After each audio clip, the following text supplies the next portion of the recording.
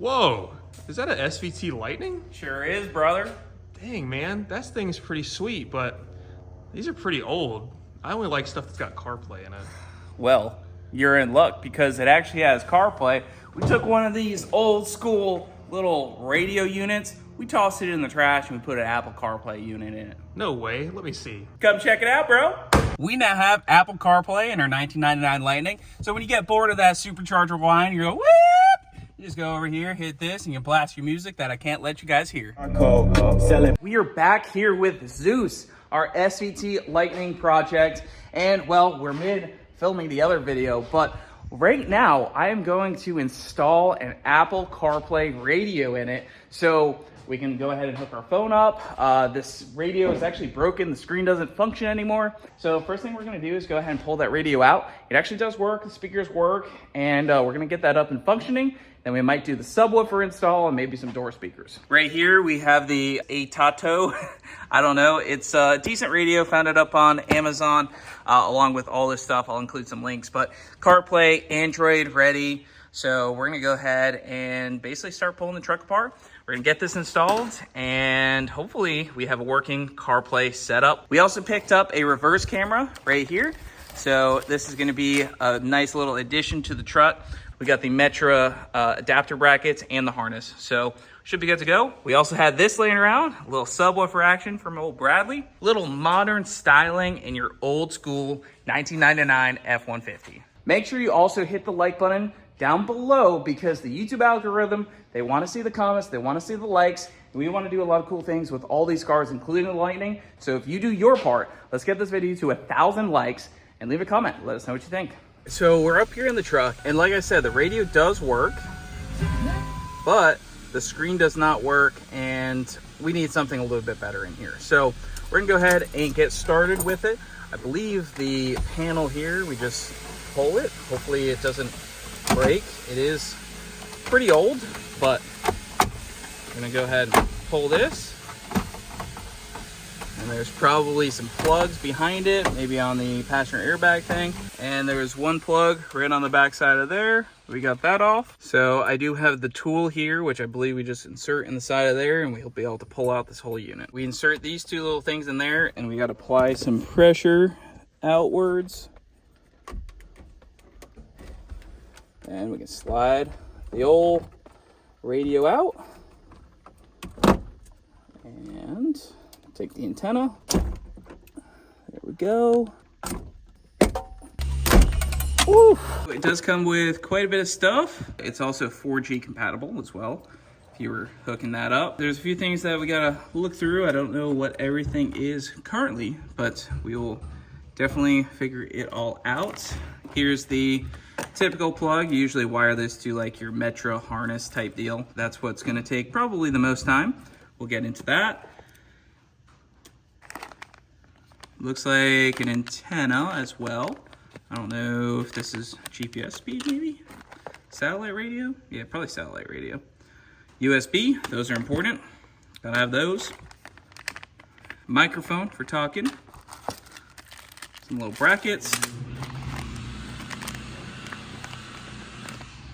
Antenna, 4G.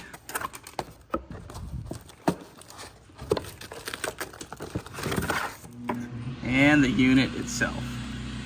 Pretty small, compact. This is the Metra harness, and this is the harness that came with the radio. Basically got to just attach all of these. Ready, set, go. All right, we made all our connections.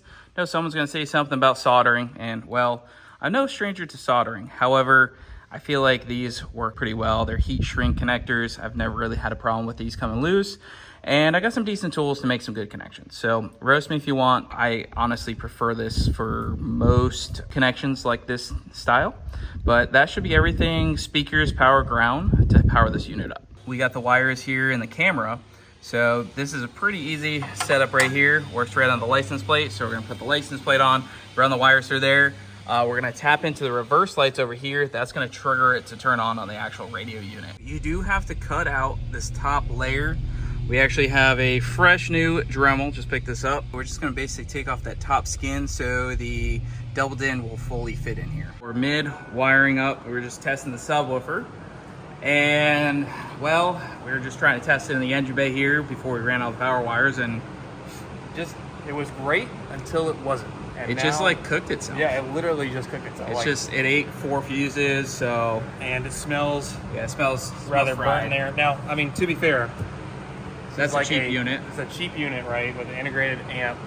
I just had this kind of laying around. It came out of the Celine working when I swapped into my Scar setup. So I don't know what. Zeus is not getting a sub today. All right, so we got the unit installed, and this thing's pretty sweet. It can do a lot, and we're not going to cover everything it does. We're going to cover the main things like CarPlay. That was kind of the primary thing, is basically getting this truck, this 1999, up to date with the modern vehicles of, what, 2015, 2016 and up, and having CarPlay. Not only does it have wired CarPlay, but it also has wireless. Yep, so we got my phone all set up here. We've already gone through the whole setup, so we just go on this CarLink 2.0. It sits here, it connects. And then once you have this set up, it'll actually automatically connect too. Yeah, and you see it's wireless, it's nice and smooth. So you can use GPS, music, everything, phone calls. There's a microphone that hooks up to this. So everything like being in a modern car. And we're in a 1999 Lightning, bro. I know. And this is one of the best things I ever added to my 99 Celine too.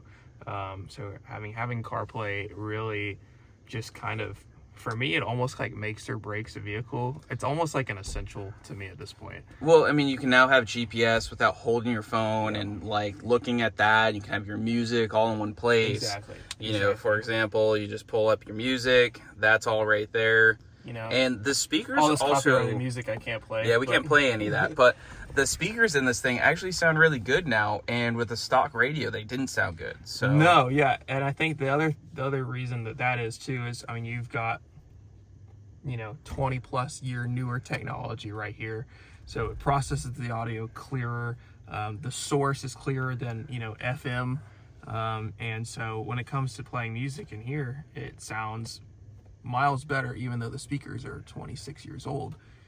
It doesn't sound like it. They sound pretty clear for what they are. And we also got the backup camera dialed in. Yep. So all you have to do, put it in reverse. Put it in reverse, Terry. If Bradley hits the reverse. And we have the backup camera. So it's got lines. It's got a few different options you can configure up there.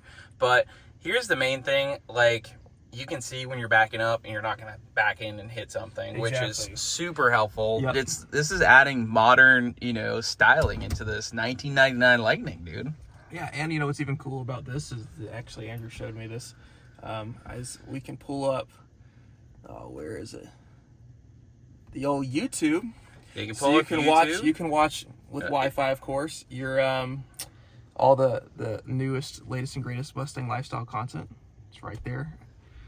Wouldn't advise watching it while you're driving, but Comment down below, is CarPlay necessary for your daily driver? Yeah. And if not, what are you doing with your life? When I hop in a car without CarPlay, I don't know what to do. So if you guys want to pick up one of these radios, I'll leave a link down in the description with a backup camera. It's fairly inexpensive. It's not your main name brand, but it definitely has some higher quality audio outputs, and everything seems to work really well. It's fast. It's not laggy. I've used some in the past that are a little laggy. This one is pretty fast, and I've been pretty happy with it. I've actually driven it around, and I've been really happy with it. Andrew and I are big technology people, so we hate slow, stupid, useless technology that is a pain in the butt to use. And we've been very pleasantly surprised with how smooth this thing is, and how everything just works. There's a little bit of learning curve because there is a lot that this thing can do, so it took some time for us to just kind of start to figure things out. But once we did, I mean, it's great. Thank God that we got CarPlay. Need to throw these in some of the other cars. Yeah, or the Marauder. The Marauder, for sure. The Marauder is the first one that's got to get. This was actually for the Marauder. The Marauder got robbed because the Marauder needs more wiring. That's right, yeah. The Marauder don't have any speakers. So. Drop a like, comment, subscribe if you're new, and if you guys want to pick up CarPlay radio, go check it out.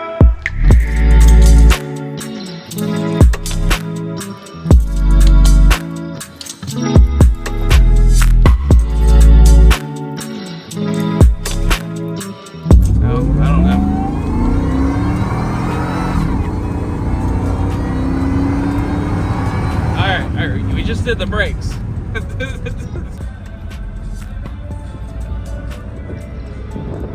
Cruising, brother.